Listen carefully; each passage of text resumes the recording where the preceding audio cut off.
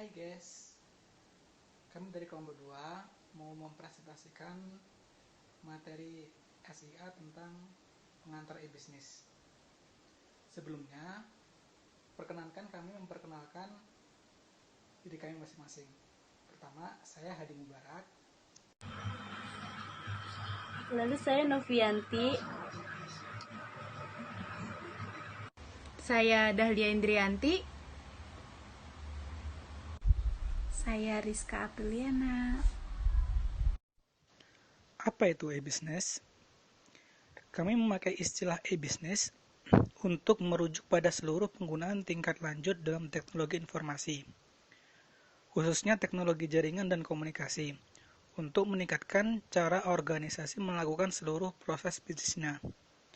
Jadi, e-bisnis bukan hanya merupakan interaksi internal eksternal organisasi dengan para pemasok, pelanggan, investor, kreditor, pemerintah, dan media masanya, tetapi juga termasuk penggunaan teknologi informasi untuk mendesain kembali proses internalnya. Sebaliknya, e-commerce adalah konsep yang lebih sempit, hanya merujuk pada pelaksanaan secara elektronik transaksi bisnis, seperti pembelian dan penjualan. Model-model e-bisnis ada B2C, business to consumer, B2B, business to business, B2G, business to government, B2E, business to education. Istilah e-bisnis merujuk pada interaksi yang dimungkinkan oleh teknologi antara individu dan organisasi. Model e-bisnis to consumer ini mengundang banyak perhatian media massa. Kita dapat berpartisipasi dalam e-commerce B2C dengan membeli buku, lagu, atau tiket pesawat melalui internet. Akan tetapi, e-bisnis tidak terbatas pada model B2C. Seperti yang sudah kita ketahui, perusahaan, pemerintah, dan institusi pendidikan juga ikut serta dalam e-bisnis satu sama lain. Bahkan, jumlah uang keseluruhan dalam e-commerce antar organisasi seperti itu jauh lebih besar daripada e-commerce B2C. Untuk amannya, kami akan mempergunakan istilah umum B2C untuk merujuk pada jenis e-bisnis antar organisasi seperti ini. Apa saja pengaruh-pengaruh e-bisnis atas proses bisnis? Yang pertama, pembelian dan inbound logistik. Internet dapat meningkatkan aktivitas pembelian dengan cara mempermudah perusahaan mengidentifikasi calon pemasok dan membandingkan harga. Data mengenai pembelian yang dilakukan subunit organisasi yang berbeda dapat desentralisasi, sehingga memungkinkan organisasi untuk menetapkan pembelian total di seluruh dunia atas berbagai produk. Yang kedua, operasi internal, sumber daya manusia, dan infrastruktur. Teknologi komunikasi tingkat lanjut dapat secara signifikan meningkatkan efisiensi operasi internal. Peningkatan akses ke informasi juga dapat secara signifikan meningkatkan perencanaan. Yang ketiga adalah outbound logistik. Sebagaimana e-bisnis dapat meningkatkan aktivitas inbound logistik, maka e-bisnis juga dapat meningkatkan efisiensi dan efektivitas aktivitas outbound logistik penjual. Akses yang tepat waktu dan akurat atas informasi rinci tentang pengiriman memungkinkan penjual mengurangi biaya transportasi melalui cara pengiriman gabungan ke para pelanggan yang dekat lokasinya satu dengan lainnya. Yang keempat adalah penjualan dan pemasaran. Pengaruh e-bisnis yang paling nyata mungkin adalah atas aktivitas penjualan dan pemasaran organisasi. Perusahaan dapat menciptakan katalog elektronik di website mereka untuk mengotomatisasikan input pesanan penjualan. Kemampuan ini tidak hanya memungkinkan para pelanggan menyampaikan pesanan saat mereka menginginkannya, tetapi juga dapat secara signifikan mengurangi jumlah staf dengan cara meniadakan telepon, surat menyurat, atau pengiriman faks. Selanjutnya yang kelima adalah pelayanan dan dukungan purna jual. E-bisnis dapat secara signifikan meningkatkan kualitas dukungan purna jual ke para pelanggan.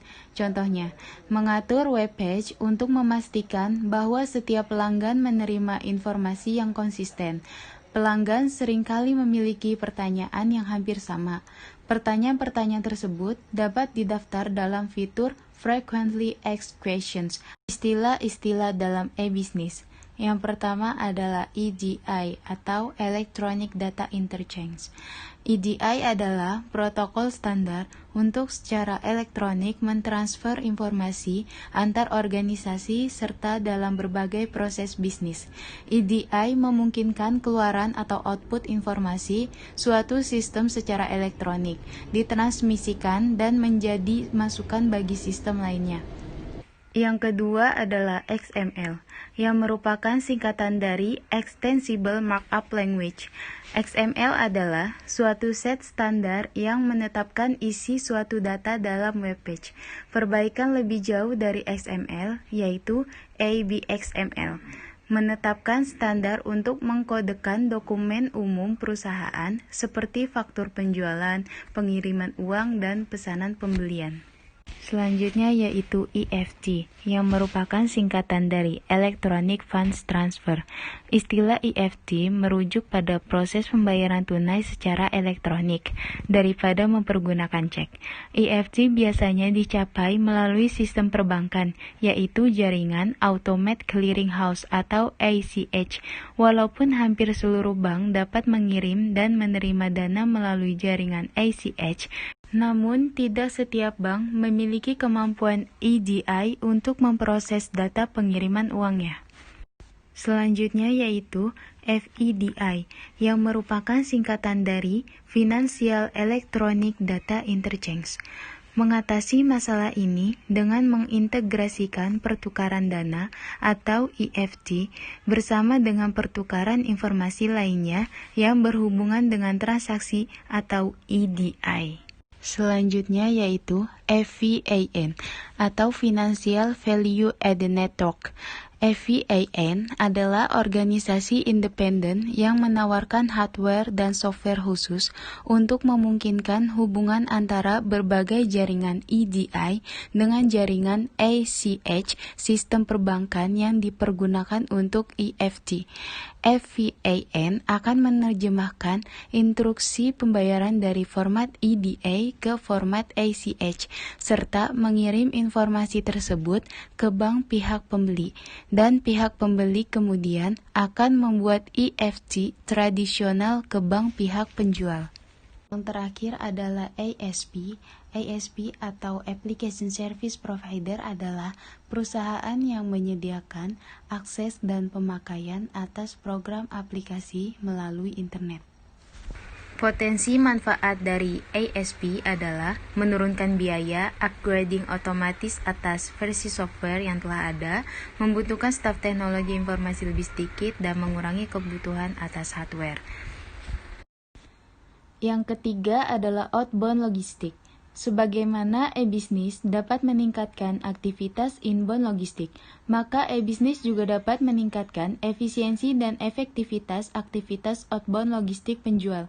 Akses yang tepat waktu dan akurat atas informasi rinci tentang pengiriman memungkinkan penjual mengurangi biaya transportasi melalui cara pengiriman gabungan ke para pelanggan yang dekat lokasinya satu dengan lainnya. Yang keempat adalah penjualan dan pemasaran. Pengaruh e-bisnis yang paling nyata mungkin adalah atas aktivitas penjualan dan pemasaran organisasi. Perusahaan dapat menciptakan katalog elektronik di website mereka untuk mengotomatisasikan input pesanan penjualan. Kemampuan ini tidak hanya memungkinkan para pelanggan menyampaikan pesanan saat mereka menginginkannya, tetapi juga dapat secara signifikan mengurangi jumlah staf dengan cara meniadakan telepon, surat menyurat, atau pengiriman faks. Selanjutnya yang kelima adalah pelayanan dan dukungan purna jual. E-bisnis dapat secara signifikan meningkatkan kualitas dukungan purna jual ke para pelanggan. Contohnya, mengatur web page untuk memastikan bahwa setiap pelanggan menerima informasi yang konsisten. Pelanggan seringkali memiliki pertanyaan yang hampir sama. Pertanyaan-pertanyaan tersebut dapat didaftar dalam fitur Frequently Asked Questions, istilah-istilah dalam e-bisnis. Yang pertama adalah EDI atau Electronic Data Interchange. EDI adalah protokol standar untuk secara elektronik mentransfer informasi antar organisasi serta dalam berbagai proses bisnis. EDI memungkinkan keluaran atau output informasi suatu sistem secara elektronik, ditransmisikan dan menjadi masukan bagi sistem lainnya. Yang kedua adalah XML, yang merupakan singkatan dari Extensible Markup Language. XML adalah suatu set standar yang menetapkan isi suatu data dalam web page. Perbaikan lebih jauh dari XML, yaitu ABXML, menetapkan standar untuk mengkodekan dokumen umum perusahaan seperti faktur penjualan, pengiriman uang, dan pesanan pembelian. Selanjutnya yaitu EFT, yang merupakan singkatan dari Electronic Funds Transfer. Istilah EFT merujuk pada proses pembayaran tunai secara elektronik daripada mempergunakan cek. EFT biasanya dicapai melalui sistem perbankan, yaitu jaringan Automated Clearing House atau ACH. Walaupun hampir seluruh bank dapat mengirim dan menerima dana melalui jaringan ACH, namun, tidak setiap bank memiliki kemampuan EDI untuk memproses data pengiriman uangnya. Selanjutnya yaitu FEDI, yang merupakan singkatan dari Financial Electronic Data Interchange. Mengatasi masalah ini dengan mengintegrasikan pertukaran dana atau EFT bersama dengan pertukaran informasi lainnya yang berhubungan dengan transaksi atau EDI. Selanjutnya yaitu FVAN atau Financial Value Added Network.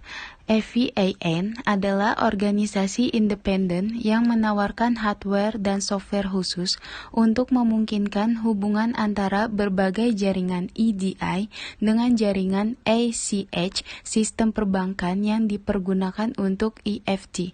FVAN akan menerjemahkan instruksi pembayaran dari format EDA ke format ACH, serta mengirim informasi tersebut ke bank pihak pembeli, dan pihak pembeli kemudian akan membuat EFT tradisional ke bank pihak penjual.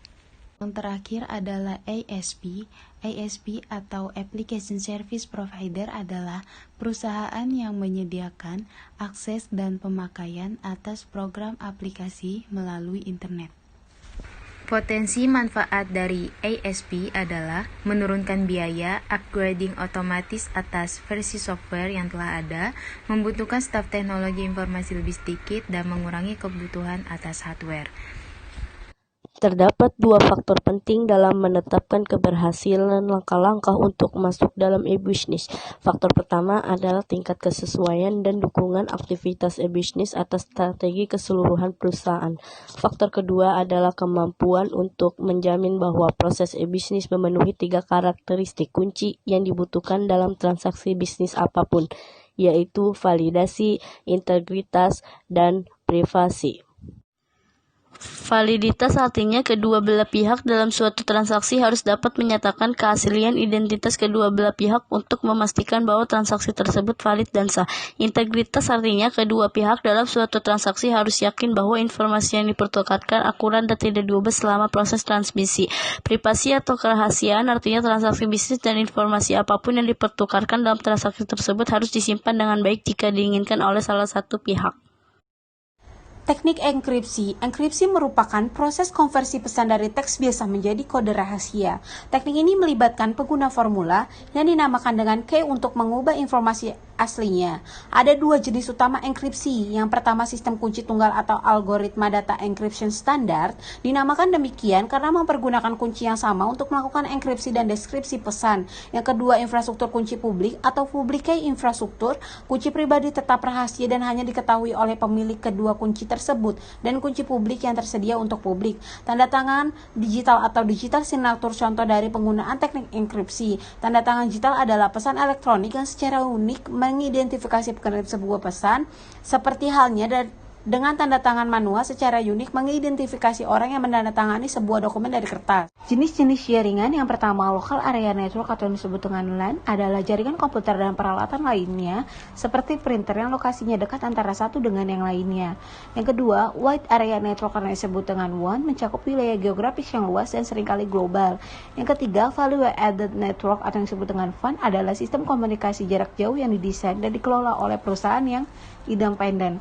Yang keempat, internet adalah jaringan internasional komputer yang saling berhubungan. Yang kelima, intranet merujuk pada bagian jaringan internal yang dapat dinavigasi dengan software browser yang sama dengan dipergunakan dalam internet tetapi tidak dapat diakses oleh publik. Yang ke 6. Extranet yang menghubungkan intranet dari 2 atau lebih perusahaan.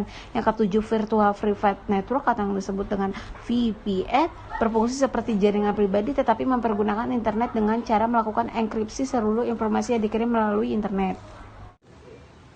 Sekian video presentasi dari kelompok kami. Semoga ilmu yang kami sampaikan dapat bermanfaat. Jangan lupa like, komen, dan subscribe. Terima kasih.